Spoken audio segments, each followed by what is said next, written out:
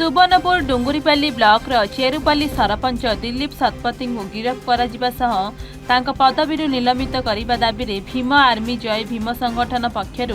डुंगुरीपाली थाना अधिकारी और विडुओं निकट में दाबीपत्र प्रदान कर आज भीम आर्मी जय भीम संगठन राज्य प्रभारी रमाकांत नागों नेतृत्व में सहदेव महानंद उपेन्द्र कुंभार चक्रधर दीप कृष्णचंद्र कुंभार धनंजय सेनापति प्रमुख पृथक भाव डुंगुरीपाली थाना अधिकारी समेत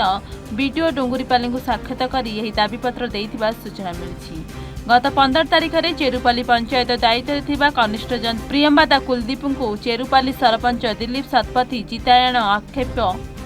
सह अश्लील भाषा रे गालीगुलज करने पूर्वक जीवन मारिदेवा धमक देइथिबा नै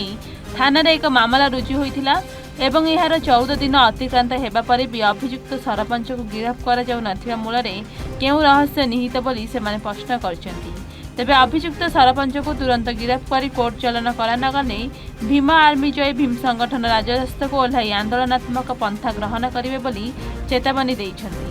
सूचनायोग्य यही जे अभियुक्त सरपंच दिलीप शतपथी को पदवी निलंबित कर डुंगुरीपाली विडीओ दिलीप कुमार बाड़ा को अनुरूप दाबीपत्र दि जाइथिबा प्रकाश। आज बहुत बड़ गंभीर विषय यहाँ हूँ बहुत दुखद विषय जे जड़े सरकारी कर्मचारी झील गुटे के आमर जे कि जेई अच्छन इ ब्लॉक रे तो आमर ये डुंगरीपाली ब्लॉक रे से जेई अच्छन झील ना होचे प्रियंबदा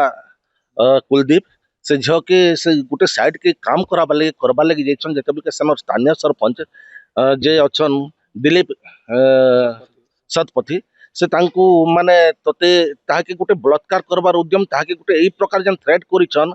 तोते घर भीतर के टेके नै जिमु थाने माने लोग लगे कर तोते मार मराम ई सब जिनिस माने से सरपंच के गुटे दबाबार प्रयास करिछन जदी से जेईटा जदी काम नै करथिले तो तांकर जे ऊपर जे कि अथॉरिटी अछन। सुवर्णपुर जिला डुंगुरीपाली उमाकांत बाग रिपोर्ट एवं ओडिशा।